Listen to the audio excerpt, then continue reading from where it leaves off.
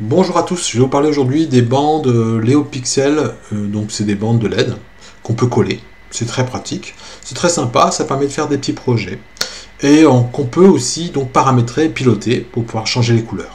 C'est un truc assez sympa, c'est assez festif aussi en même temps, c'est rigolo, les élèves aiment bien.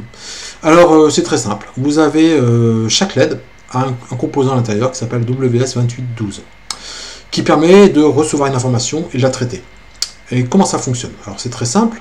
Vous avez trois fils. Vous avez deux fils d'alimentation, le GND et le VCC, le 5 volts. Et puis de l'autre côté, vous avez un fil qui rentre et qui sort de l'autre côté. Oui, il suit comme ça. Donc vous avez juste un seul fil à brancher sur une sortie de votre processeur, d'accord, et qui permettra, qui s'appelle DIN, Data In, et dans lequel on va envoyer une information. Alors ça se coupe, ça se met en bande et ça se coupe, la bande. Vous coupez où vous voulez. Voilà, faut des fois un petit peu gratter avant de souder, parce que c'est pas toujours très simple, mais voilà, ça se monte assez bien, c'est vraiment assez simple à faire. Alors attention, juste un gros détail très important, chaque LED consomme environ 25 mA. Ce qui veut dire que si vous branchez sur l'USB, au bout de 20 LED, vous commencerez à poser problème. Votre USB va pas trop aimer. Donc n'insistez pas, mettez une alimentation séparée si vous avez besoin d'avoir une grosse partie, quoi. Si vous voulez piloter ça vraiment avec de la puissance, d'accord. Méfiez-vous. Un USB supporte très bien les 500 mA, mais au-dessus, ça commence à lui poser problème. Alors maintenant, ce qui est génial, c'est que c'est directement intégré au MicroPython. Donc ça va être super simple de mettre en œuvre. Alors on va prendre la doc MicroPython. Vous allez sur le doc micropython.org. Il n'y a rien, pas de bibliothèque à charger, rien du tout. Vous allez sur Quick Reference ESP32, ne vous embêtez pas. Vous cherchez NeoPixel. On cherche NeoPixel et on tombe là-dessus. Voilà, on y est. Vous faites un copier et vous le collez, voilà, dans votre Tony. Alors on va lire un petit peu ce qui se passe. Il importe des pins. On a besoin d'une broche pour pouvoir piloter. Ensuite, il importe une bibliothèque toute faite, qui s'appelle NeoPixel. Ok. D'une bibliothèque, d'un module NeoPixel. D'accord. D'un module NeoPixel, il importe une bibliothèque NeoPixel. De cette bibliothèque-là, on va pouvoir s'en servir en faisant des méthodes derrière. D'accord. Vous allez voir que c'est relativement simple. Alors, il a quelques méthodes. Alors la première chose qu'on fait, c'est on le dit ou on le branche. Voilà. Ici, c'était branché sur la broche 0. Alors bon, ce programme-là, il faudra un peu le modifier. Ensuite, si on branche sur la broche 0, moi ici, ce sera broche 13. Ensuite, on dit combien on a de LED. Ici, vous voyez, créer un NeoPixel avec 8 pixels, ça veut dire 8 LED.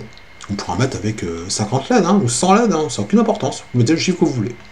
Ensuite, comment on fait pour adresser chaque couleur, puisqu'on a dit que ça change de couleur, on le voit ici. C'est simple. C'est écrit ici. Ici, on a donné un exemple. Pour le premier pixel, donc le premier pixel s'appelle 0, on va le mettre en blanc. Donc en blanc, c'est le rouge, le vert et le bleu à fond. Voilà. Et le NP, c'est l'objet qu'on a créé. On a créé un objet qui s'appelle NP, qui est un NeoPixel avec sur la broche 0 avec 8 pixels. Et après, on fait NPWrite et puis c'est fait. Voilà. La suite ici, c'est pour récupérer des informations. C'est assez rare qu'on en ait besoin, mais bon, comme c'est donné, je vous le donne. Alors, il y a deux défauts à ce truc-là, à ce programme-là. Alors, je vais vous le donner, ils sont en dessous. Le premier, on n'a pas de broche 0 sur un ESP32. Donc, il faut changer. Donc, moi, j'ai mis, vous voyez, 13. Ok, je l'ai changé. Deuxième chose, ils l'ont appelé NP. L'objet qu'on va créer, il l'appelait NP. D'accord. Ça va pas non plus. Ça va pas non plus parce que le NP, c'est en général l'alias de NumPy. Comme NumPy, on s'en sert quand même assez souvent en informatique, surtout chez nous en ST2D, vous ne pouvez pas faire ça, quoi. Sinon, vous allez mélanger, créer la confusion, enfin, ça devient vite n'importe quoi. Donc, moi, il faut le renommer. Alors, le plus simple, c'est le renommer. Moi, je l'ai appelé NP1, voilà, tout simplement. Donc, voilà, j'ai recréé le programme, le voilà. Donc, c'est le même programme, sauf que cette fois-ci, j'ai adressé les 8 LED. J'en ai pas fait qu'une seule. La première, je l'ai laissée en blanc, comme c'était indiqué. Et les autres, je les ai mis, la une en rouge, après la deuxième en orange, la troisième en jaune, etc. etc., etc. J'ai fait différentes couleurs. Vous pouvez tester les couleurs en cherchant avec un petit logiciel de dessin, voilà, vous trouvez vite une couleur, un code couleur, le RVB, puis vous le collez. Et ça marche assez bien. Et à la fin, vous faites un MP1, dans mon cas, donc write, et c'est fait. Voilà, ça marche. C'est aussi facile que ça. Bon. Ensuite, je vous ai dit que dans MicroPython, c'était intégré. Alors, regardons directement dans la bibliothèque MicroPython, tout en haut, MicroPython librairie, et puis vous allez trouver aussi un WS 2812. C'est exactement ce qui m'intéresse. Et on voit des caractéristiques, on voit comment on construit l'objet, la classe, d'accord. Forcément, c'est une classe, c'est un objet. Comment on le construit, le constructeur, et après quelques méthodes. Alors, les méthodes, on ne va pas s'en servir. parce qu'elles ont un des plus simples, mais sauf une qui est géniale, c'est la méthode fill. La méthode fill qui permettra, ben, comme son nom l'indique, hein, de créer, voilà, je l'ai fait ici un exemple, voilà, donc j'ai mis un fill, donc je l'ai appelé MP1, j'ai mis fill, 255, 255, 255, mais attention, il y a double parenthèse, parce qu'il demande un tuple, hein. C'est un truc un peu particulier. Set la value de tous les pixels spécifiés, voilà, donc il demande les valeurs spécifiques, voilà, mais ça met tous les pixels d'un coup, donc ça met tous les pixels de la couleur que vous voulez, boum, en un coup, sans rien faire d'autre. C'est pratique. Ça c'est pratique, et puis surtout ça permettra aussi d'éteindre tous les pixels, hein. C'est pour ça qu'après moi j'ai créé une fonction qui s'appelle clear, en un coup vous pouvez le faire, en une ligne. Alors ensuite il y a d'autres informations qui nous sortent ici, c'est qu'on travaille en 800 kHz, donc ça va super vite, ce qui veut dire que quand vous voulez faire des effets sur vos LED, que ça bouge pour quelque chose, il faudra forcément penser à intégrer des délais. Donc des délais, il faut faire import time, et puis après time slip, et puis la ms, hein, pour changer en millisecondes, 500 pour faire toutes les millisecondes. Donc ça c'est important, si vous ne le faites pas, ça ne marchera pas trop. D'accord. Ensuite, je vous ai créé des fonctions. Alors je vous ai prévu une fonction test pour vous montrer un peu tout ça. Alors test c'est quoi? C'est justement faire clignoter au début toutes les LED. Toutes les LED d'une ligne. Alors la ligne, je la rentre, ça s'appelle NP1. Ici, je dis que j'ai NP1 qui a 8 LED. Voilà, et j'appelle la fonction test. Donc il récupère NP1, il sait qu'il a 8 LED, et à partir de là, le LED, on s'en sert pas d'ailleurs, ça s'en fiche complètement, mais bon, c'est comme ça. Ça j'ai fait commun à tout le monde, parce que toutes mes fonctions ont la même structure. Et ensuite, ici, je lui dis, voilà, allume les LED, toutes les LED, mets un write, donc là ça va allumer toutes les LED, ça va attendre 500 millisecondes, ça va éteindre toutes les LED, etc. Et vous voyez que ça va faire clignoter toutes les LED pendant 2 secondes, et puis voilà, et puis après ça fonctionne. Voilà, vous êtes parti, vous savez que toutes les LED marchent, qu'il n'y a pas de problème de branchement, qu'il n'y a pas de LED qui a des problèmes, etc. Ça permet de bien repérer les problèmes. Il y a une fonction du coup que j'ai aussi inventée qui s'appelle clear. Voilà, super simple, hein. J'ai repris ça, j'ai repris ces deux lignes là, mais voilà, d'accord. Sinon c'est la même chose. Et puis on peut faire un gradient. Un gradient c'est pour faire la première LED un peu rouge et puis la suivante un peu plus rouge, de plus en plus rouge.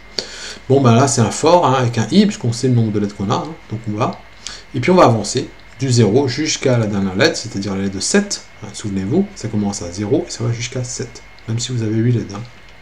Donc ça tombe bien, pour le for, c'est super pratique. Et puis du coup, voilà, j'ai divisé par le nombre de LED, hein, c'est-à-dire que si j'avance de 32 en 32. Donc l'intensité augmente de 32 en 32. Donc au début, c'est pas très rouge, et de plus en plus rouge. Voilà, de plus en plus fort le rouge. Voilà. Bon, alors ça se voit pas beaucoup, hein, je suis pas super génial comme système, hein, mais bon, vous pouvez essayer. Enfin, je vais vous parler de mes projets que je vais faire avec ça. J'ai déjà des projets où je fais des exposés toutes les séances. J'ai un élève qui passe sur un podcast que j'écoute tous les jours, moi. Et donc les élèves sont obligés de l'écouter un peu en retard, hein, puisque c'est un podcast qui passe avec 2-3 jours de retard qu'on retrouve, et assez facilement, et qui permet de faire des exposés, donc de faire une expression orale. Et donc pour ça, j'utilise Will Design pour faire, tous les profs connaissent ça, hein. Cette application là est très pratique, voilà, pour faire désigner aux élèves au hasard. Mais moi je vais faire un tableau, comme un cadre de tableau, voilà, un tableau qu'on peut acheter, hein, et puis du coup il y aura des noms à côté, et puis des LED, un ruban de LED, et puis en fonction de la couleur où vous êtes, et 2 boutons, hein, on saura si vous n'avez pas encore passé, vous êtes déjà passé, et qu'est-ce qu'il faut, qui doit passer. Donc qui doit passer, ça sera l'orange, et qui devra passer, c'est celui qui sera en vert avec un tirage au sort qui sera avec ces boutons là. Voilà. Un deuxième projet que j'adore aussi, parce que c'est très design, c'est juste du design, c'est un projet équilibre. Alors, je l'ai appelé comme ça, c'est une barre avec beaucoup de LED, qui peut être très longue, hein, qui est mis en équilibre. Alors pas sur une pointe, hein, ça peut être plus ou moins sophistiqué que ça, il y a quand même un pivot, enfin c'est pas juste posé en équilibre comme là, hein, ça c'est du design. Et puis en fonction comment on la penche, la LED va s'allumer de plus en plus d'un côté ou de plus en plus de l'autre côté. C'est vraiment de l'équilibre. Et puis un dernier petit projet, comme ça fait 3 projets sur un même capteur, c'est assez facile, puis le ruban LED, vous achetez ça par mètre, hein, donc on s'en fiche un peu. Et c'est un jeu de réflexe, voilà, ping-pong. On accélère de plus en plus, et puis donc vous avez un certain temps pour réagir, voilà, etc. Voilà. J'ai présenté mes projets, j'ai présenté le capteur qui est super simple, et ça permet donc de développer, quand vous avez des projets comme ça, plein de petits projets, au fur et à mesure que vous avancez dans vos cours, vous introduisez les projets, et puis en même temps, vous continuez vos projets. C'est-à-dire que quand je fais le 6ML, j'ai pas encore fait de programmation, hein, même quoi que ce soit. J'ai commencé le 6ML, je dis, attends, sur ce projet-là, toi et toi, donc 2 élèves sont désignés sur ce projet, vous devez faire le 6ML de ce projet-là, et puis chacun son petit projet, et puis au fur et à mesure, on avance. Et puis quand on attaque la programmation, au fur et à mesure, on programme. Voilà, c'est ça l'idée. J'ai fini pour ce cours.